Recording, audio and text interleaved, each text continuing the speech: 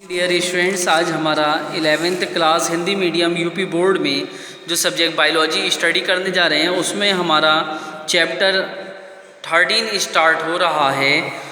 उच्च पादपों में प्रकाश संश्लेषण। ठीक है, कौन सा स्टार्ट हो रहा है? 13 उच्च पादपों में प्रकाश संश्लेषण। इसमें हम ऑब्जेक्टिव क्वेश्चन कर रहे हैं। सबसे पहले प्रकाशीय शोषण होता है माइटोकॉन्ड्रिया में, हरित लवक में, पेरोक्सिसोम में, इन सभी में। किस में होता है? प्रकाशीय शोषण होता है इन सभी में। किन सभी में? माइटोकॉन्ड्रिया में, हरित लवक में और पेरोक्सिसोम में। अगला क्वेश्चन है, क्रेन्स अधिकारी की पाई जाती है C4 पौधों की पत्तियों में, C3 पौधों की पत्तियों में, C3 तथा C4 पौधों की पत्तियों में, या इनमें से कोई नहीं। तो क्रेन्स अधिकारी की पाई जाती है C4 पौधों की पत्तियों में। अगला क्वेश्चन है, अविकल्पी CAM पौधों का उदाहरण है मीसेम्ब्रेथेमम, नेरियम, आपंशिया, ये सभी। तो देखिए, अविकल्पी CAM पौधों का उदाहरण है आपंशिया। अगला क्वेश्चन है, कौन सा धातु आयन क्लोरोफिल का घटक है? आयरन है, कॉपर है, मैग्नीशियम है या जिंक है? तो देखिए, मैग्नीशियम धातु आयन क्लोरोफिल का घटक है। अगला क्वेश्चन है, प्रकाश संश्लेषण में प्रकाश अभिक्रिया के दौरान निम्न में से किसका निर्माण होता है? ATP का निर्माण होता है, ATP तथा शर्करा का, हाइड्रोजन, ऑक्सीजन तथा शर्करा का, ATP ऑक्सीजन दाता तथा ऑक्सीजन का, ATP हाइड्रोजन तथा ऑक्सीजन दाता का। तो इसमें निर्माण होता है प्रकाश संश्लेषण में ATP, हाइड्रोजन दाता तथा ऑक्सीजन का।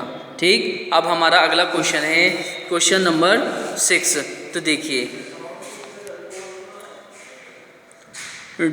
डाइमोफ्रिक हरित लवक पत्तियों में पाया जाता है मटर में, साइप्रस में, सूरजमुखी में या चना में? तो ये पाया जाता है साइप्रस में। प्रकाश संश्लेषण के लिए आवश्यक शर्त है, क्या है? प्रकाश एवं उचित तापक्रम, पर्णहरित एवं जल CO2 या ये सभी। तो प्रकाश संश्लेषण के लिए आवश्यक तत्व हैं प्रकाश एवं उचित तापक्रम, पर्णहरित तथा जल और कार्बन डाइऑक्साइड, मतलब ये सभी। ठीक है। अचक्रीय प्रकाश फास्फोरिलीकरण किसका उपयोग होता है? PS फर्स्ट का या PS सेकंड का, या PS सेकंड और PS फर्स्ट का, या इनमें से कोई नहीं? तो इसका आंसर है PS सेकंड और PS फर्स्ट।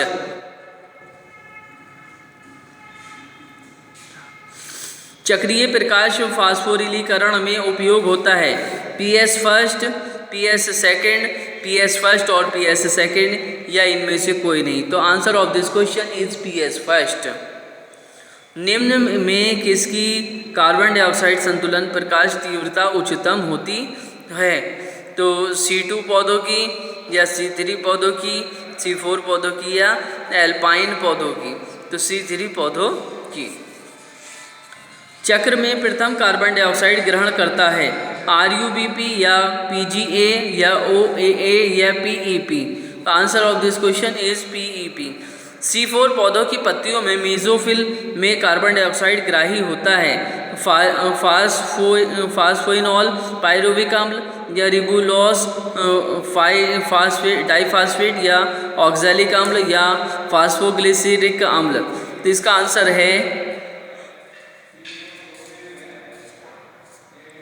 फास्फोइनॉल पायरुविक अम्ल। ठीक है।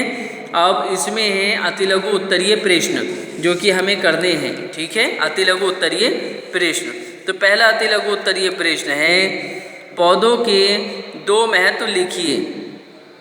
पहला महत्व है C4 पौधे कार्बन डाइऑक्साइड की सांद्रता 0 से लेकर के 10 ppm का भी उपयोग कर सकती हैं। सेकंड इज C4 पौधे अधिक ताप पर भी कार्बन डाइऑक्साइड का स्थितीकरण कर सकते हैं। अगला क्वेश्चन है, रेड ड्रॉप क्या है? रॉबर्ट एमर्सन ने पता लगाया कि जब पौधों को 680 मिली माइक्रोन से अधिक की तरंगदैर्ध्य लाल क्षेत्र का प्रकाश दी जाती है तो क्वांटमिक यील्ड में कमी आ जाती है, इसे रेड ड्रॉप कहते हैं। अगला क्वेश्चन है, किसी पौधे का नाम बताइए जिसमें प्रकाश संश्लेषण में 2 कार्बन डाइऑक्साइड ग्राही होते हैं। आंसर है मक्का, गन्ना आदि में PEP, RUBP 2 कार्बन डाइऑक्साइड ग्राही होते हैं। अगला क्वेश्चन है प्रकाश संश्लेषण में परिप्रेक्ष्य में केल्विन का योगदान बताइए।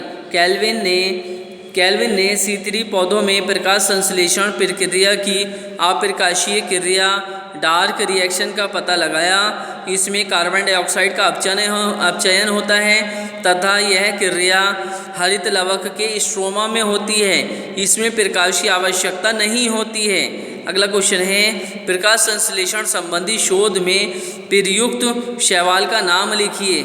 आंसर है क्लोरेला। अगला क्वेश्चन है, प्रकाश संश्लेषण में प्रकाश तथा अप्रकाशिक अभिक्रियाएं हरित लवक के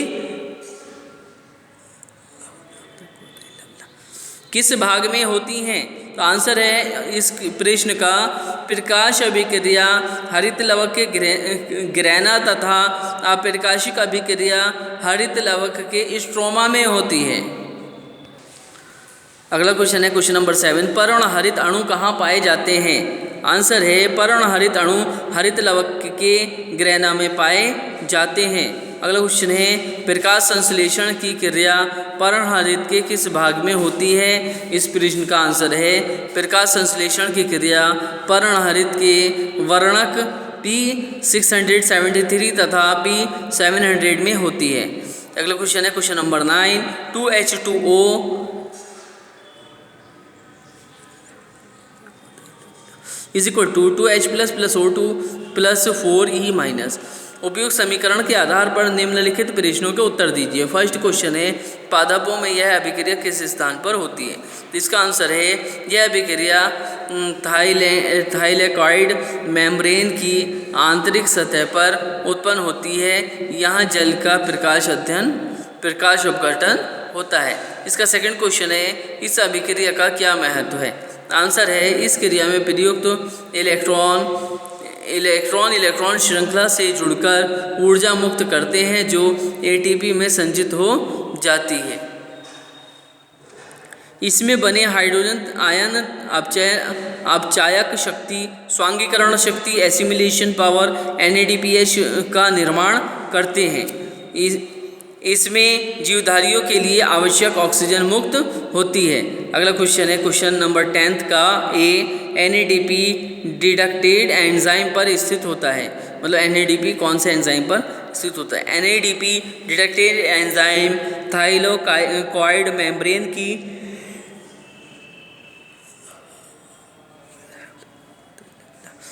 बाहरी सतह पर उपस्थित होता है। इसका बी क्वेश्चन है, प्रोटॉन प्रवणता के टूटने के परिणाम स्वरूप विमुक्त होता है। क्या विमुक्त होता है?